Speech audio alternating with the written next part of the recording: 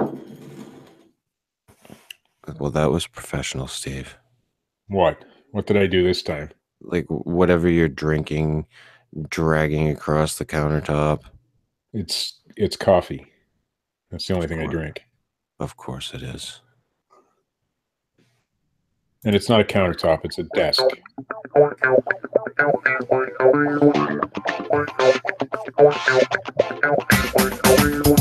Good evening, and welcome to the Fortean Slip. This is episode 2, the Legend of a Man episode. Tonight, we will delve into Steve's secret past. Steve's very, very happy about this. I don't have any secrets. Steve has more skeletons in his closet than most politicians and or people in Hollywood. No skeletons. I don't believe you at all. I don't buy it. You don't have to. I don't trust a man without secrets, Steve. Well, I don't know what to say about that because I have none. Go for it. Go for what, Steve? I had a discussion with my wife before the show tonight. Oh dear. And, oh God. I don't know if I should be excited or afraid of what's to come here because Chris is about to tell my life story, I think. Yes. Your life story as it should be told. See, I'm not sure if I should like or dislike that, so I guess we'll have to. Well, I mean, Steve, you shouldn't be afraid of the past or the fake past. Well, see, that's the problem. If it's the past, I'm not afraid of that at all, but I'm not sure that would make a very interesting show. Your like real life story? Yeah, my real life story. Yeah, no, we aren't telling your real life story. That's an impossibility. Yeah, well, I am a man of mystery We would and intrigue. put people to sleep if we told your real life story, Steve. You know what? I disagree. I think my real life story is more exciting than anything you could make up. And, you know, I just thought that we should share that cornucopia of goodness, if you will, Steve, that is your life with the people that regularly listen to the show. Speaking of cornucopias, we couldn't find one for the centerpiece for our Thanksgiving table this year. That kind of sucked. Go on. Oh, excuse me. They didn't have one in green? No, and or blue or purple either. Oh, I see. So what else is new, Steve? With me? Yeah, with you. I mean, the show is kind of about you. Well, nothing. Nothing new. Everything is the same. Every day is exactly the same. Well, take us through a Steve. Take us through a normal Steve Alcorn day. But I was told never to bring up that stuff on the show. What do you mean? I'm not allowed to talk about what I do. Well, kind of like gloss over the fact that you try to sell people junk. So, like from when I wake up in the morning till when I go to bed at night? Sure. Take us through take me through a typical Steve Alcorn day. I wake. I'm just okay. I wake up. I wake up at 6:30. 6 o'clock. Go down to the drugstore to look for a job. No. I don't do that. I already have a job. Well, not a job, but I wake up at 6. Are we talking weekday or weekend day? Let's go weekday, Steve. Weekday, okay. Wake up at 6 to get my son up for school, and then he asked me to let him sleep till 7. So then I let him sleep till 7, and then I get him out of bed and take him to school. And then I come home and I do you guys have a real heart-to-heart father and son talk every morning? Yeah, but it doesn't do any good. So no. Well, the father part, I think is brilliant. The son part, like, is real shitty. Oh, So sometimes. So then I is come every day with your son like an after school special? some days really are. This weekend, from the Thursday, no, Wednesday. Wednesday was like an after school special, but we won't get into those details. Oh, That's not for public consumption. oh, So I'm sorry. anyway, yeah. I'm sorry. I'm sure you'd all love the story I too. have no. I have a 16-year-old son. What you're going to have issues with a 16-year-old, and he'll be turning 17 on Tuesday. So. Anyways, Okay, continue. so then I come You take home. him to school. And then I come home, Okay. and then I relax Are on the you couch allowed to drive into the school parking lot? Absolutely. Oh, I don't care if I'm not allowed. I do it anyhow. oh, I'm a rebel that way. okay. So then I come home and I watch some YouTube. So I have my coffee and watch some YouTube stuff for a while, and then I start, coming in my room here and taking photographs, and then I start doing things on the computer with my eBay stuff. What the fuck? You couldn't do the theater of the mind? I don't. What's the theater of the mind? You were doing so well. You were like, I take pictures and I do computer stuff, and then you have to like whisper like, and then I do my eBay stuff. Because you told me to gloss over it. Yeah, gloss over it. Like you were doing really well. I was proud of you, actually. Oh.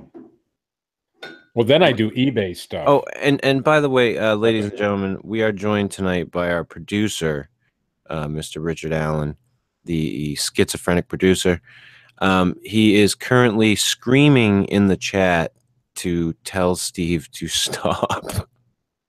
He's not a very good producer because I think this is interesting, good stuff. I didn't, I'm trying to gloss over. I'm trying not to talk about the eBay stuff because you told me not to.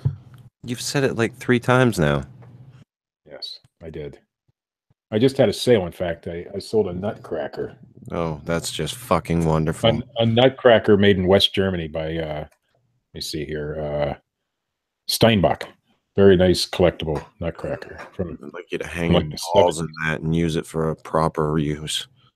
But anyway, after I get all my eBay work done for the day, I'm gonna produce my foot up his ass. Okay, thanks, Richard.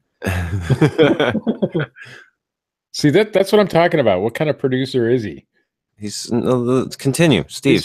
Didn't you say he was supposed to be muted? Listen, don't be distracted by the fact that we now have a producer. As a consummate professional, if we were doing a real radio program, then we would have someone talking in our ear while we were doing the program. Oh God, that would suck. You just have a guy in the chat. Now, don't pay attention to the man behind the curtain. Continue with your day, Steve. So then, about 2:00 in the afternoon, I take a nap. Then, about 2:30, I wake up and take the dog for a walk. Then my wife comes home from work, and we sit and chill and watch some TV while I'm still working on eBay stuff because it's a full-time job. And even though people, say it's a junk, what do you call me, Sanford, or some bullshit like that. And then we eat supper at 5, and then we go upstairs and watch TV from 7:30 till 9. And then I come back downstairs and play on Facebook for a while. And that's do it. Shit. That's your day. That's my whole day, and that's my typical everyday day. That's boring as hell. No, it's exciting stuff. Steve, it's absolutely boring. My version of your life is way better. No, because it's not the truth. I'm sure. It's insanely better, Steve. I'm just saying. So let's you do the same thing. Walk us through what you believe my typical day entails.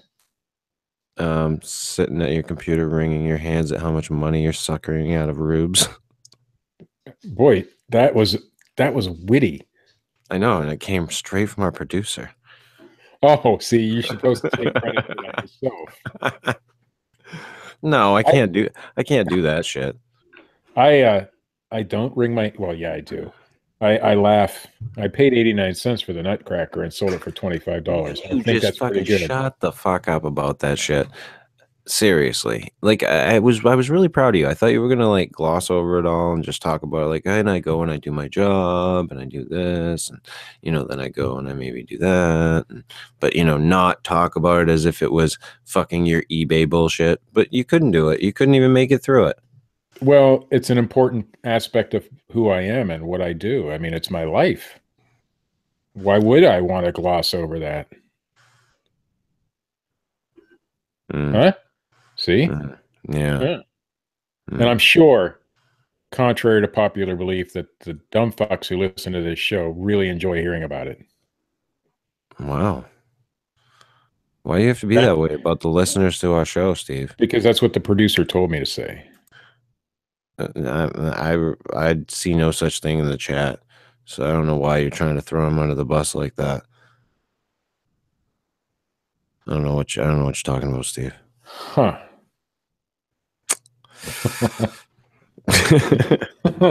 All right, now, what do you think my typical day entails then? If you think that that's boring. I think that you start your day off. I mean, well, this doesn't go into your past, but if I was to describe a typical Steve Alcorn day, I think that you and your wife wake up bright-eyed and bushy-tailed. Mhm. Um, you kiss each other like it was Yes, the first time every time. that is true. Birds sing at your window Absolutely. um, every morning, Bluebirds. every fucking morning. Um, and you guys go downstairs. You have a beautiful spread breakfast. No, that's No, going no, no, over. Steve. That's what happens. And Marsha the entire time has a humongous smile on her face, She and does. you constantly have the robot dick you suck on in your mouth No, um, that's while no. you're at the kitchen table, which annoys her, but she still smiles Oh, you mean the the vape? entire time. Yes, It does annoy um, her, but she does smile. Yes, you're right, because yes, it's the not a entire cigarette. time. And you you have a beautiful breakfast, Mhm. um, which your son interrupts constantly and annoys the shit out of you while you're trying to eat your bacon, Yeah. sausage, eggs, and toast in that Yeah. order. You're very meticulous about that, Steve. You eat things in a certain order. I I've decided that you're OCD about eating your food. And then you take your son to school yes. after this. He refuses to eat breakfast every morning. Yes. Um, and you guys have a heart-to-heart talk that it kind of hits home for you in a big way, goes completely over your son's head. You drop him Yes. off at school. You come home. Um, now that everybody's gone out of the house, you jerk off to No, no, no, uh, no, no, no, no, no, no. transgendered porn for about No. 6 or You 7 were doing hours, good. and Everything then was sort of kind of right until then. and then you pick up your son from school um, while you're still wiping jizz off of your No. t-shirt, No, no, no, no. and the much of the rest of the day I think is like much like you said, except more cheery and with rainbows and happiness. There is a um lot of rainbows and happiness going on in my house. yes, yes. So I mean that's how I see your typical day anyway. Most of what you said was correct, except for the transgender porn and the breakfast. uh, But the rainbows and birds and Happiness and all that happiness and shit, that's totally was true. exactly what it is. Yeah. Well, I think our producer has seriously lost it, Steve. I don't think he ever had it. Richard, w- w- please come on the air for a moment. What? Are you all right? Yeah, why? All right, because you just like, I think you're amusing yourself over there. I am amusing myself. Maybe he's got transgender porn. Yeah, Steve, who doesn't watch transgender porn? that's right. It's the new in. Who doesn't check out chicks with dicks every once in a while, Steve? Don't lie. Why would I want to do that? Don't lie. I don't know, Steve. Why do you want to do that? No. No. All right, I just wanted to make sure you were all right over there in the producer's box there, Richard. Yeah, I was trying to feed you stuff, but you were going your own way, so. Yeah, and it's hard to read it all, but just keep me updated, my friend. We took some of your suggestions. Yes, I took one of them. All right. Well, I'll try and be more clear. Continue. Right. But that's how I see your day, Steve, and I had thought about it for quite a while this past week. I don't know why, but the secret past of Steve Alcorn. Well, there is no secrets, like I said. So but I think it explains everything. Well, I think we should get into some news first, Steve. I mean, news. I mean, there is news in the world, right?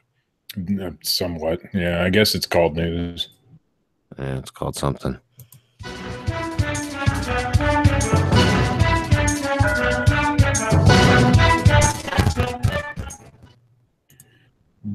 This one's from Week in Weird. Isn't that what's his name's? Yeah, that's what's his name's website. Craig Newkirk.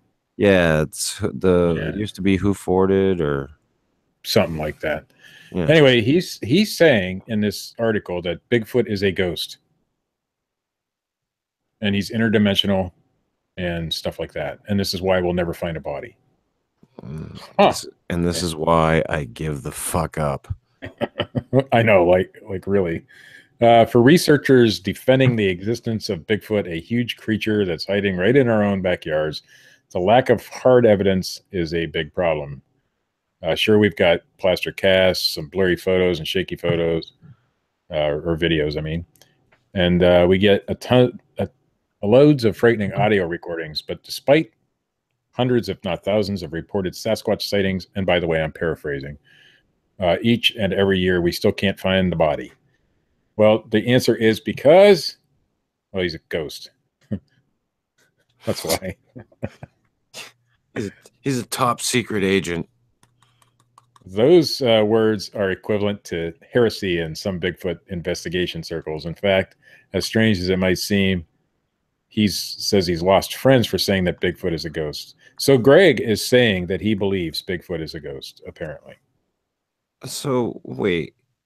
We've got Bigfoot as a flesh and blood creature. We've got Bigfoot as a symbiotic, tree-hugging, portal-dwelling creature. And now we've got Bigfoot's a ghost. Bigfoot's a ghost. Yep, I'm tapping out. Yep, I tapped out a long time ago. Fuck out.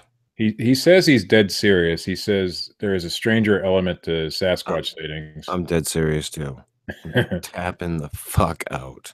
And for paranormal research, the anomalies tick a lot of familiar boxes.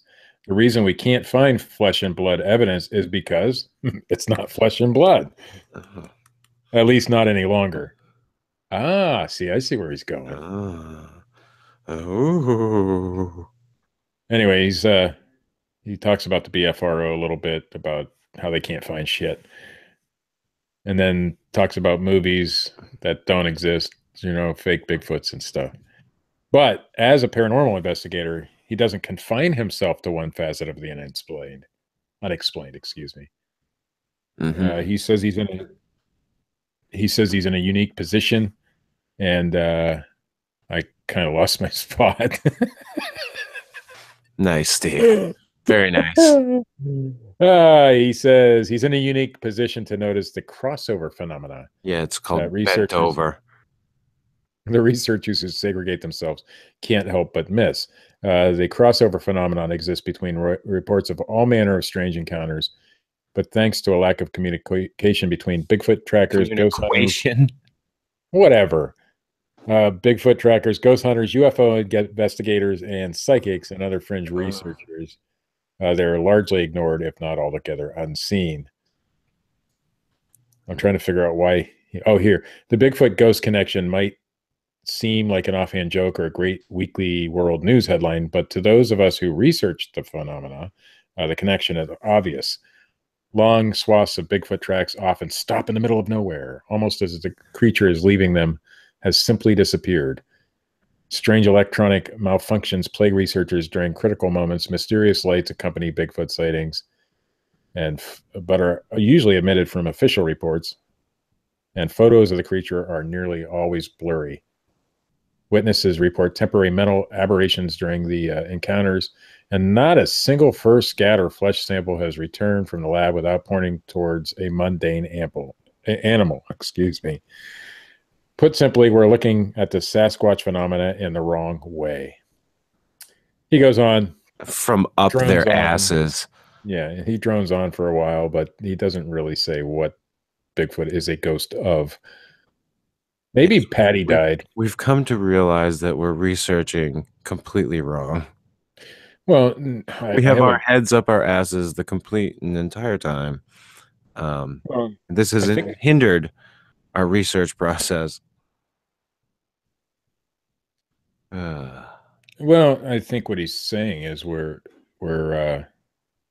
you just make some shit up as you go. Pretty much. Yeah.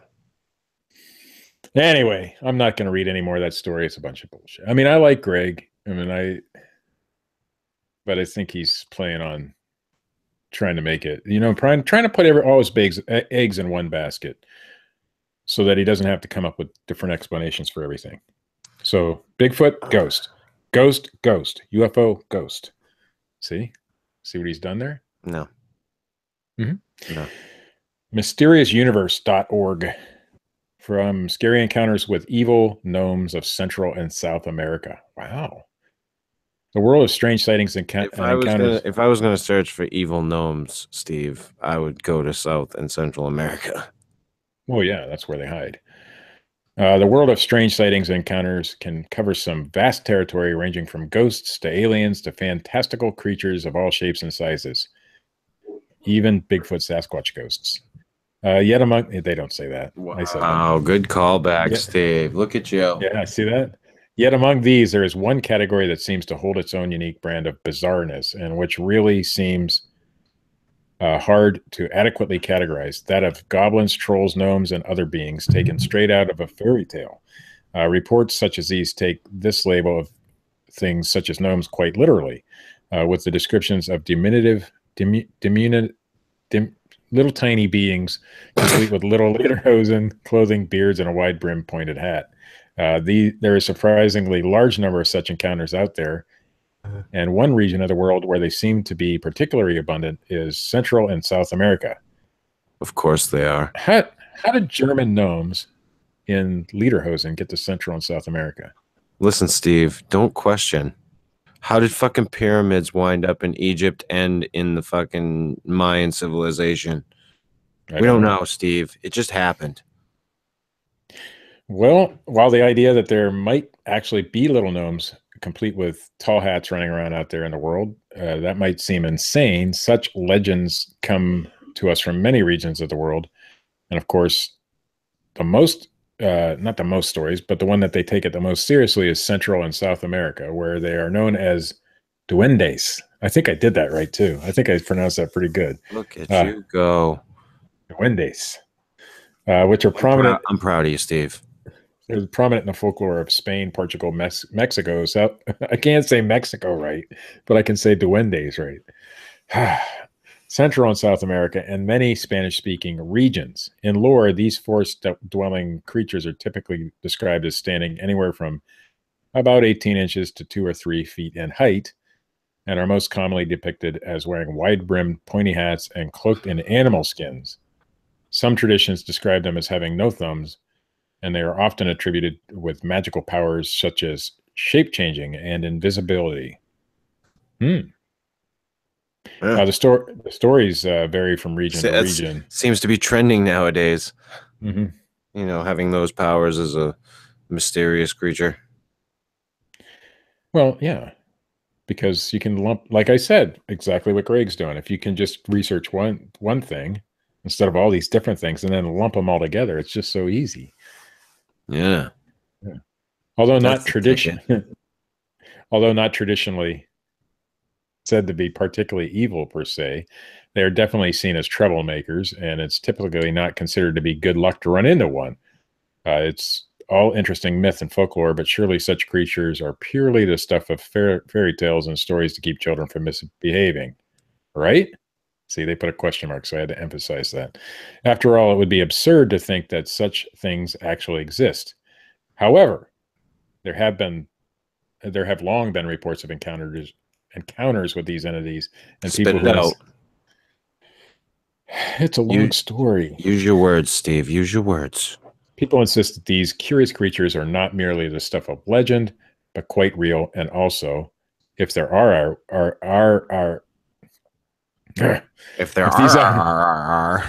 and that word isn't even in there. R is not even in there. If these witnesses are to be there, yes, it is, are to be believed, quite sinister as well. Stories of duendes terrorizing villagers and even killing pets and livestock abound, and these sorts of accounts have continued right up into modern times. Wow. And Steve made them into pirate gnomes. So there's evil gnomes running around in South America, or trolls, or lederhosen wearing little people. I still don't get that. Oh, we had this flat earther guy. He wanted to shoot a rocket into space, so I found this story.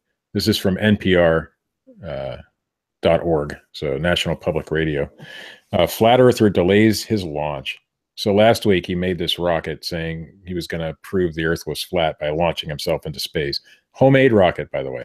I'm going to launch myself into space and prove to you all that we live on a fucking silver dollar.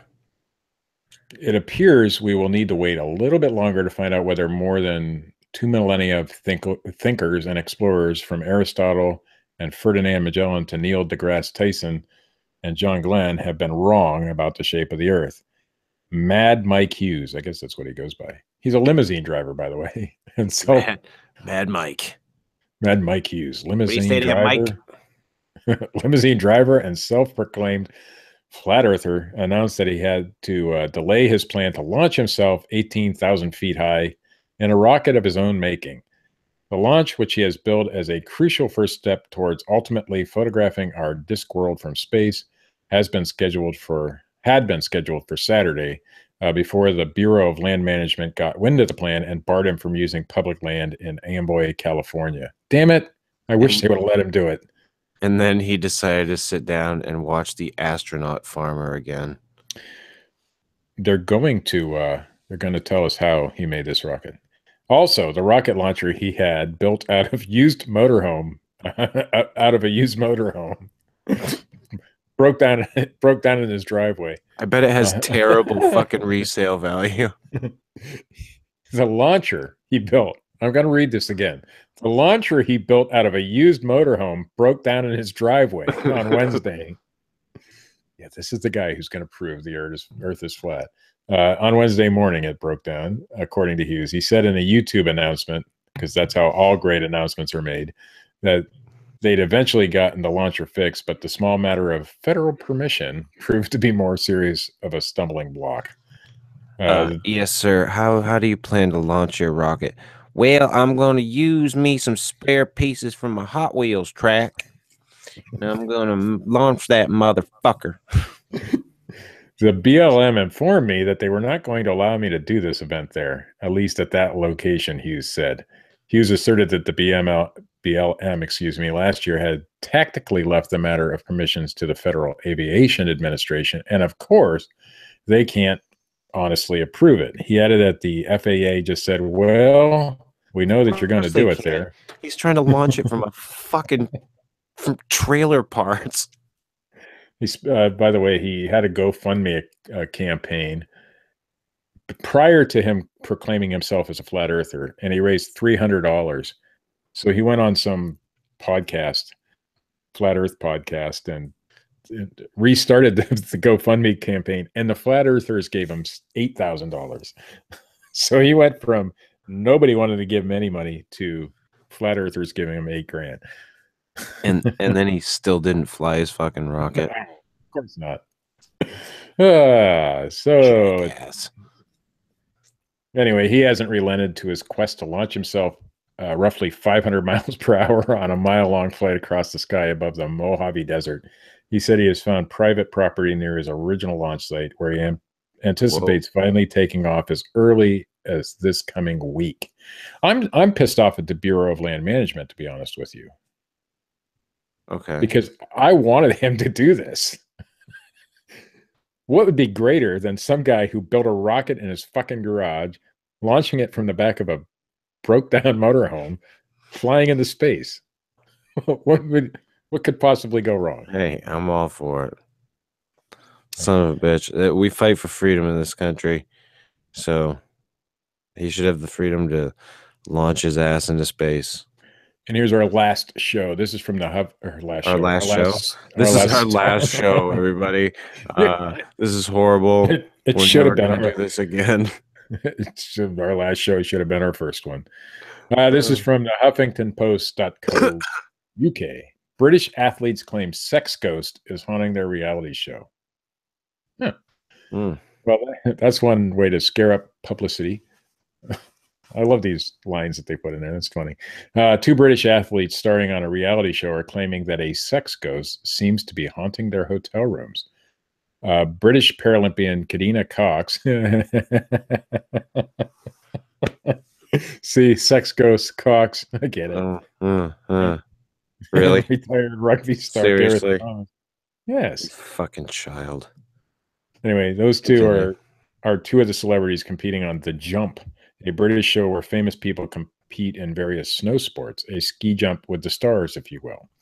The season's first episode aired Sunday on the Channel 4 network, but the show is scaring up more attention for what's happening in the celebs' hotel rooms. During the episode, 25-year-old Cox reportedly asked for a new room, allegedly because she was being Finger blasted by a ghost. Sexually violated by a ghost. Another competing celebrity, Emma Parker Bowles, the Duchess of Cornwall's niece, said the Duchess of Cornhole. She said on the show that Cox was penetrated by some sort of paranormal entity. Thomas, the guy, 42, concurred. Yes, it was paranormal. That's it. Oh wait, it gets better. She had a ghost.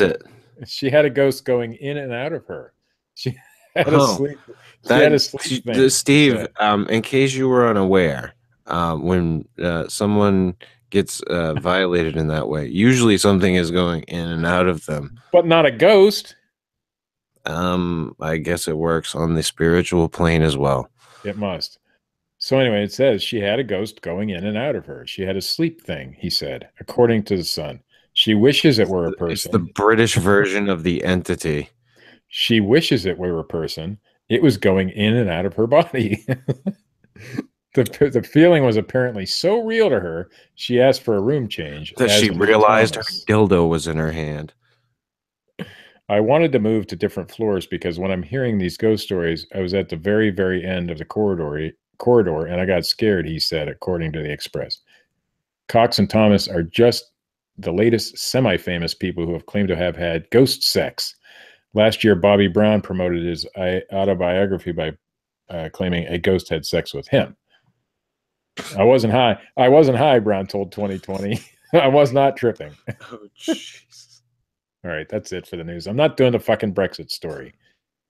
Oh, fuck. Nor should you. to the Brexit story. How does that tie into our show? See, the producer is trying to stick his own brand of British humor into the show. But we're not British. We do have some British fans. I wouldn't say that it's a majority, but we do have some. So, the producer has been quiet since I fucked his Brexit story. So, and maybe he's unhappy with you, Steve. Maybe he's quit the show. Maybe he's quit the show. His icon is still there. We don't know. There are 58 comments in our show chat.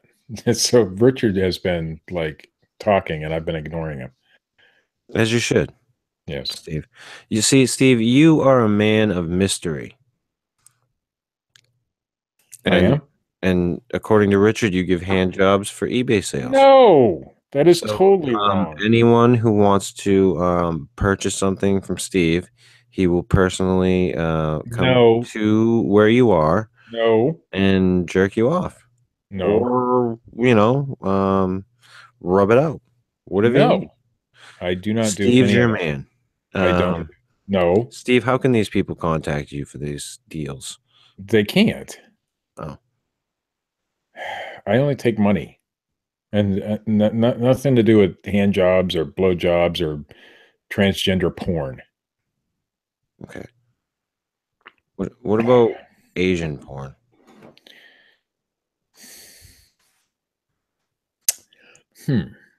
No.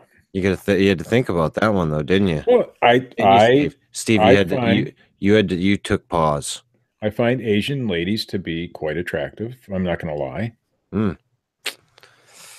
Yep. Richard, I want you to note that for the record, please. So Steve, I was thinking about, your life, and how it relates to this show. Yeah. How it has related to this show. Mm-hmm. And I think that that you're a man out of time, so to speak, Steve. Well, I kind of tend to agree with you there. And I don't think anyone knows how old you really are. I don't believe it. For a minute, you say you're what? How old do you claim to be, Steve? I think. Let's see. No, you claim to be a certain age. Let me calculate. Steve. I forget. No, you don't. Come on. Yeah. Excuse me. You're a little older than me. What is it? 2017. Yeah. Minus 1971.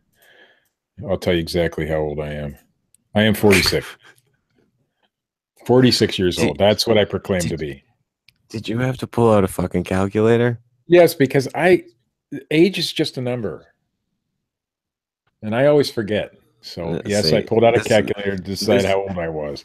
This goes to my theory. Your theory is wrong. That you are much older than you say. You don't even know. You don't know because you had to do math because you remembered this fucking date as if somebody stuck it in your head. You're like one of those people that come over from Africa that doesn't have a birthday and they just fucking slap them with a fucking birthday. I just don't recall because and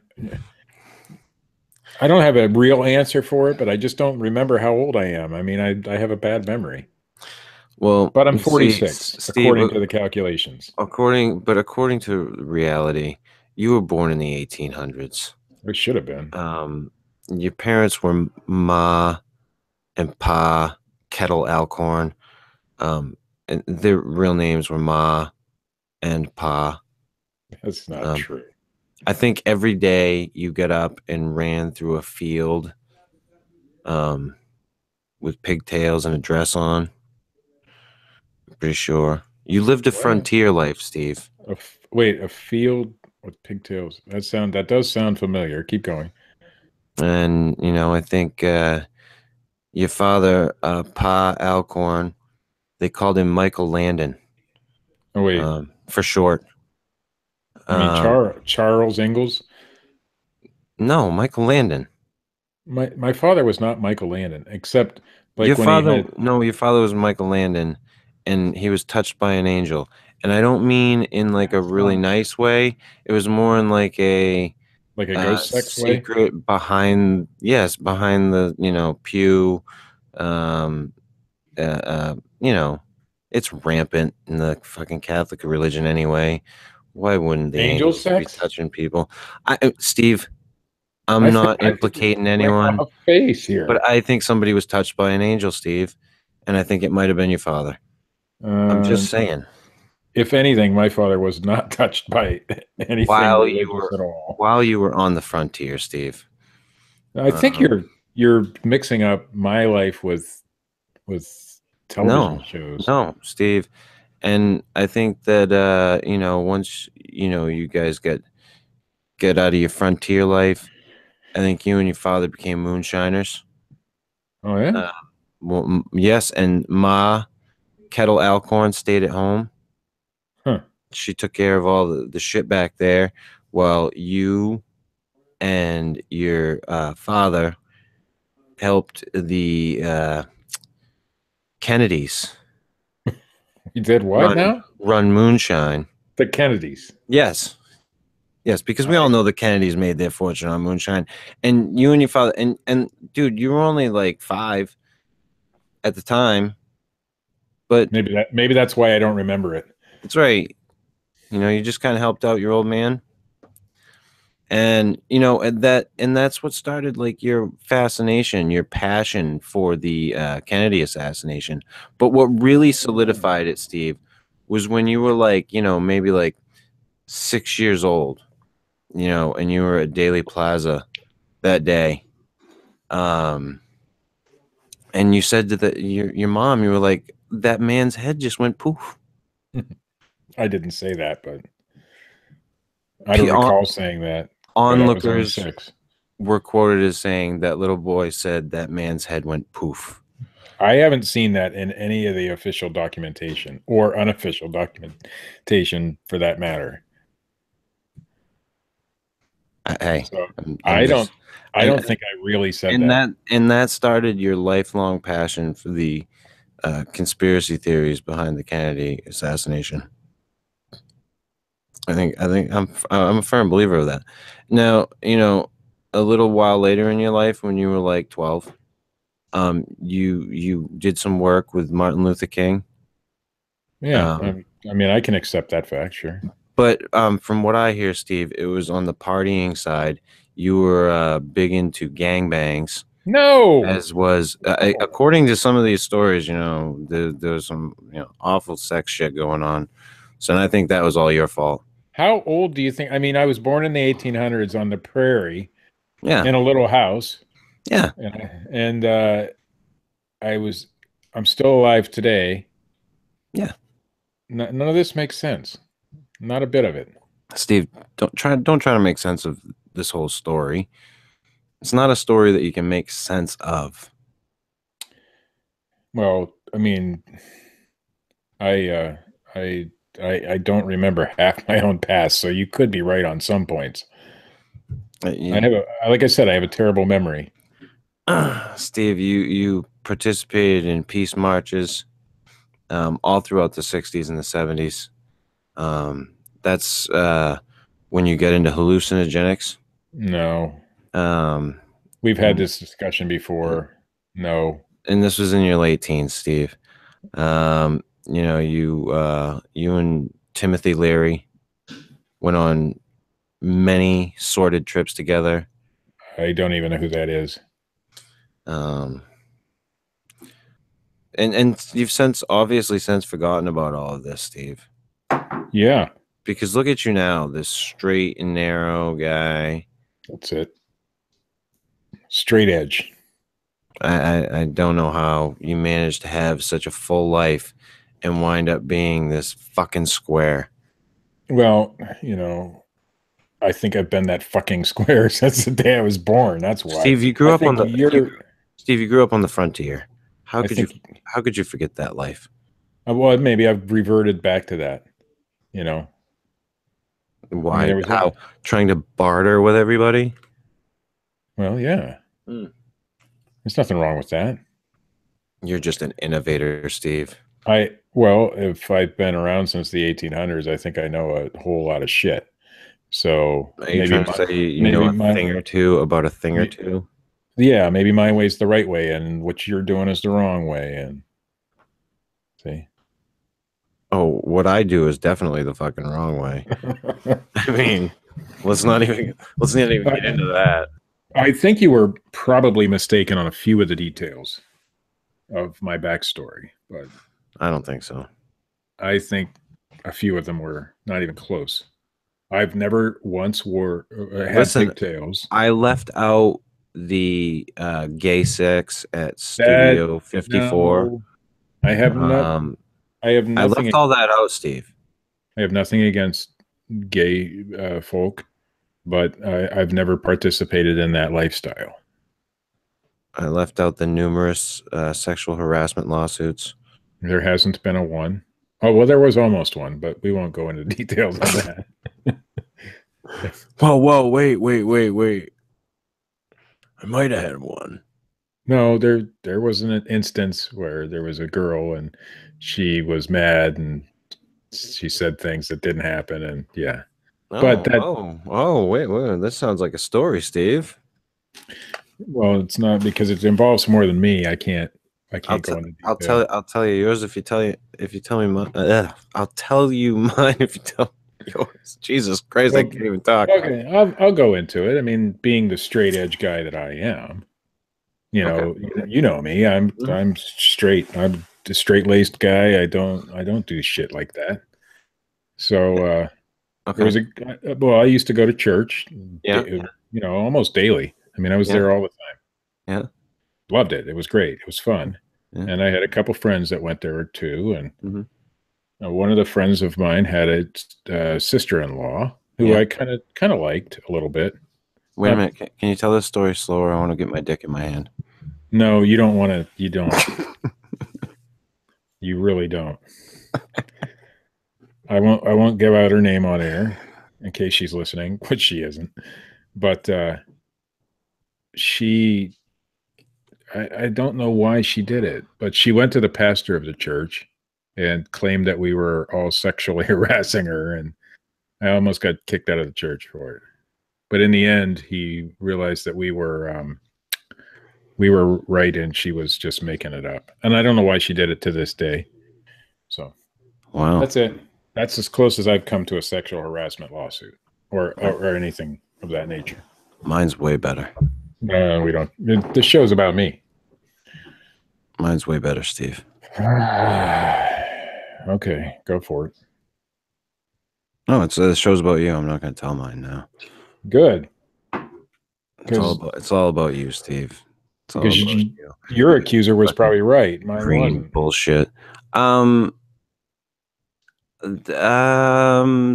argument could be made that she was technically correct.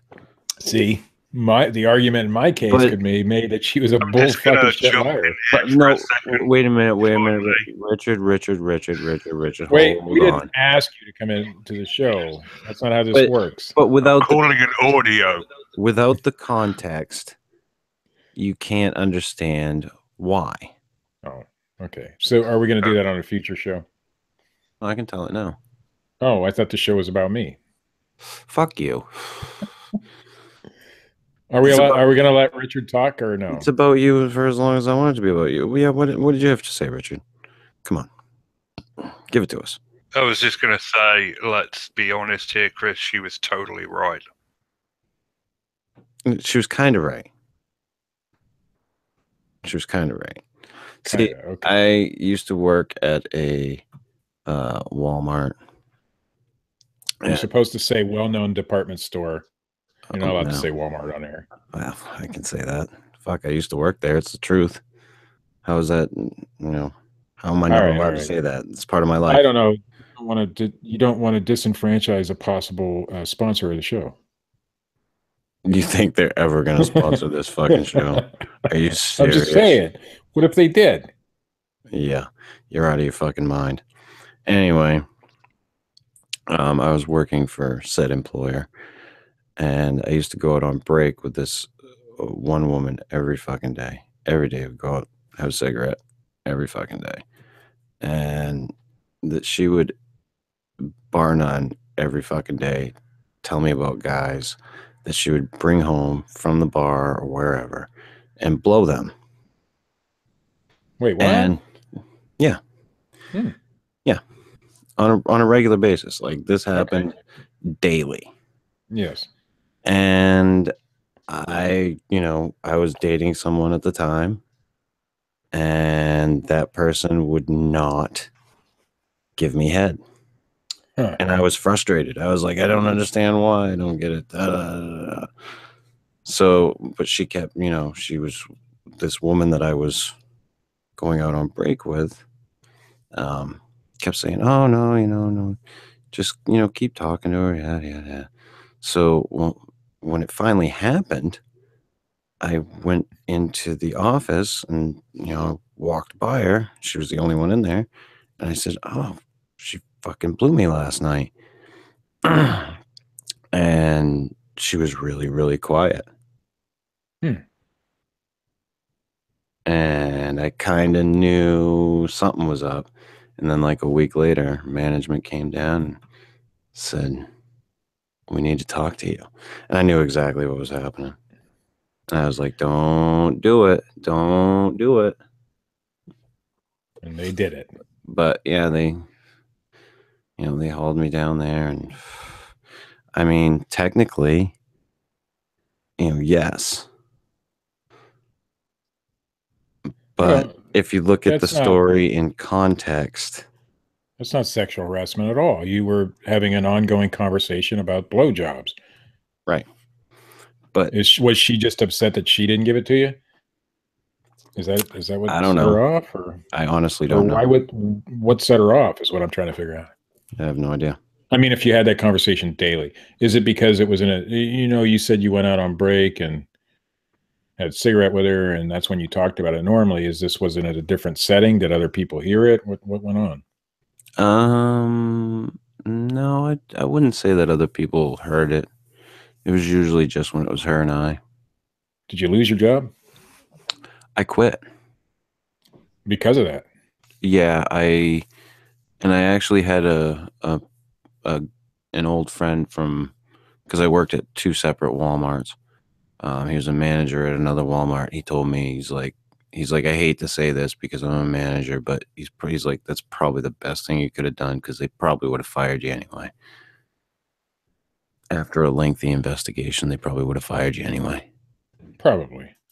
So, because it's a way to save face on their part because they don't want that to get into the public.